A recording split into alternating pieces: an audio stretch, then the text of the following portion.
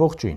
Հայաստանի Հանրապետության երկրորդ նախագահ Ռոբերտ Քոչարյանի մամուլի ասուլիսում հարց հնչեց. Արցախ վերադառնալու կամ Արցախը վերադարձնելու մասին թեզերը ինչու ձեզանից չենք լսում հիմա։ Անիրատեսական է։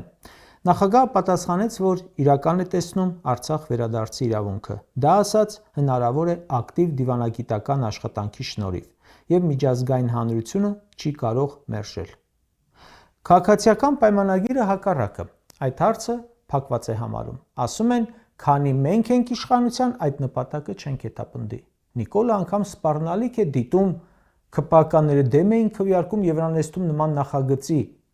Ըստ երևույթին նրանք ավելի հաճույքով կկազմակերպեն ադրբեջանցիներին Հայաստանում ապրելու հարցը, քան արցախահայությանը հայրենիք տեղափոխելու։ 5 տարի առաջ Հայաստանում ընտրություններ էին։ Խոսույթում չկար փախստական բառը։ Խոստումները Արցախ վերադարձնելու մասին էին։ Նիկոլը Շուշի ու Հադրութ էր հետ բերում։ Ընտրվեց, բայց հիմա թեման ոչ թե Շուշի հետ բերելու մասին է, այլ փախստականների Արցախ վերադարձի, որովհետև ինչ չէր հանձնել, դա էլ հանձնեց։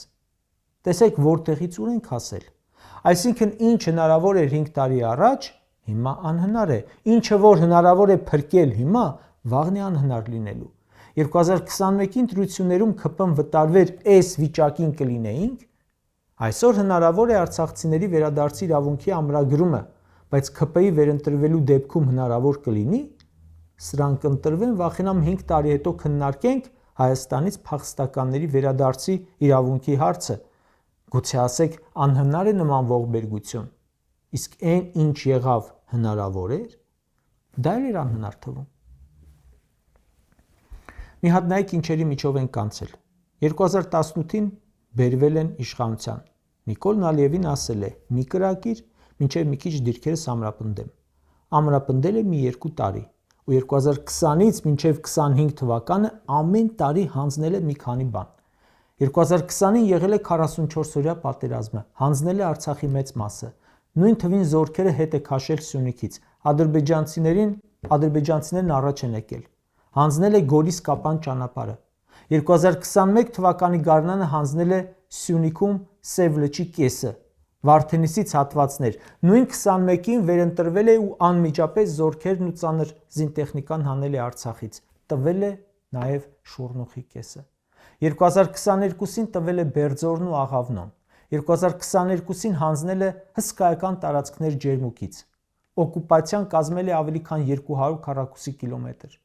2022 թվականի վերջին ստորագրել հանձնել է Արցախը։ 23 թվականին թույլ է տվել բլոկադան Արցախի, իսկ տարվա վերջում հանձնել է Արցախը ամբողջությամբ, բռնի հայաթափել։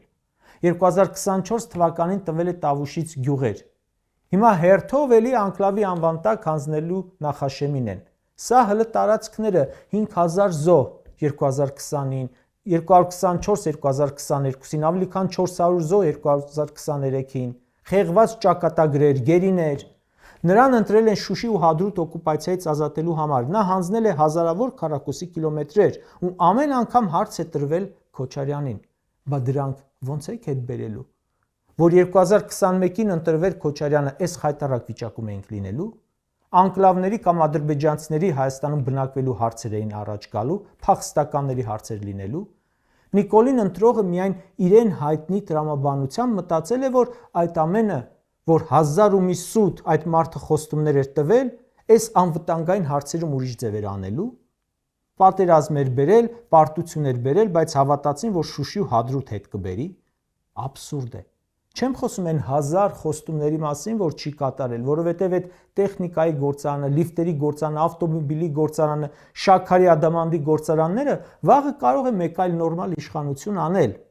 բայց սա մեզ անվերականգնելի կորուստներ է պատճառել ու դեռ պատճառում է։ Վաղ Աստված մի արասցե Նիկոլը ընտրվեց, լրագրողներս մի 2 տարի անց Քոչարյանին այս անգամ էլ հարցնելու ենք, իսկ Սյունիքը հետ բերելու ինչ պլաններ ունեք։ Կիրանցը, Տիգրանաշենը, Ջերմուկը եւ այլն։ Այնքան հարց կա, որ առաջ շատ հեշտ կլիներ լուծելը, իսկ հիմա շատ դժվար, որոշ դեպքերում էլ գրեթե անհնար։ Երկրորդ նախագահը չնայած հիմա իրատեսական է համարում վերադարձի իրավունքի ամրագրումը, բայց նշում է, Աշխարհը այնպիսի տեմպերով է փոխվում, որ ոչ մեկս չգիտենք, թե վաղը, 1 տարի հետո ինչ է լինելու։ Գուցե մեզ համար բարենպաստ կամ հակառակ պայմանները ստեղծվեն, պետք է մշակել ծրագիր։ Սրանք այս իշխանությունը գիտի, որ պարագայում ինչ է անելու, կարող է իրավիճակից օգտվել։ Վստահաբար ոչ։ Այ խոսել կարող եմ ինչքան ուզեք։ Գիտեք, անցնող տարիների ընթացքում չեմ կարող մեզ, մեր երկրի հետ կապված բացասական իրադարձություն հիշել, որի մասին նախապես չի վերլուծել, կանխատեսել, զգուշացրել երկրորդ նախագահը, չի ասել, որ սրանց այս քայլերը այս աղետին են բերելու։ Այսօր էլ ասում է, թրիփը այս վիճակով ավելի շատ պրոբլեմ է մեզ համար, անվտանգային սպառնալիք, կորուստներ ենք ունենալու, օգտվելու են միայն Ադրբեջանն ու Թուրքիան։ Ասում է, որպեսզի անվտանգային ռիսկերը չեզոքացնենք, պետք է ընդլայնել եւ տարածքային առումով եւ մասնակիցների, ներգրավել Ռուսաստանին, Չինաստանին կամ նրանցից մեկին։ Սրանք չեն անելու։ Որոշ ժամանակ անց ելի ունենալու ենք խնդիրներ ու հարցնչի։ Պարոն Քոչարյան, Զանգեզուրի միջանցքը, Սյունիքը փրկելու ինչ պլաններ կան։ Ինչ հնարավոր է այսօր, վաղը անհնար է լինելու։ Ու բնական է, Նիկոլի արածներից այսքան ժամանակ մեր երկիրը ինչ է օգտվել, որ այդ Թրամփի երթուղի կոչվածից օգտվի։ Այդ նրա որ մի հաշվարկն է հօգուտ մեր երկրի եղել։ Ադրբեջանը, Թուրքիան ասում են, որ իրենք այդ միջանցքում հայի երես չեն տեսնելու, անխոչնդոտ անցնելու են։ Դուք հա ասեք 10 տեղ գրված է, 15 տեղ գրված է ինքնիշխանություն։ Ով ձեզ ու ձեր ուժին կհավատա։ Կրկնում եմ, ի սկզբանե հնարավոր է վերացնել այդ վտանգները, ոչ թե հետո ասել, բա որ գաք իշխանության ոնց եք փրկելու իրավիճակը։ Իսկ որ Սյունիքը փրկելու, Տիգրանաշենը փրկելու, Վարդենիսը փրկելու հարց չառաջանա, ադրբեջանցիներին Հայաստան բերելու վտանգը չլինի, պետք է ճիշտ կողմնորոշվել մինչև հունիսին քվյախուց մտնելը։ Կարճ ասած, Ժորժ ջան, ոնց որ դեժավյու լինի։ Այս տեքստերը ասել եմ նաև 2021 թվականին, բայց մեր հայրենիքի ուրիշ մասերի վերաբերյալ։ Հիմա դրանք էլ մերը չեն։ Այն ժամանակ էլ եմ ասել, երեկ էլ եմ ասել ու ելի եմ ասելու, բոյովա, կոլոտա, նախկիննա, նախկին չի, այդ սաղ հեչ։ Ով կարող է այս վիճակից անել, ով չի կարող տրամաբանությունը պետք է գերիշխի։ Նիկոլին տրվել է մեր թշնամիների օգտին է, արդեն 7.5 տարի ժամանակը թուրքերի օգտին է աշխատում։ Սահման բացել, բենզին տեղափոխել, թրիփ բան կարող են նորմալ աշխատել, եթե լինի նորմալ իշխանություն, կազմակերպված, գիտակցված կառավարում, այսինքն սրանք չլինեն։ Այլապես մենք միշտ փրկվելու թեման ենք քննարկելու։ Պարտվող, զիջող, ոչ մի բանից գլուխ չհանող կառավարությանը ինչ պրոյեկտ ուզում ես տուր, ինչ երկիր ուզում ես տուր, աշխարհի ամենազարգացած երկիրը տուր, մեկ է, ձախողելու են, սրանք ձախողելու են անգամ ամենահանճարեղ ծրագիրը։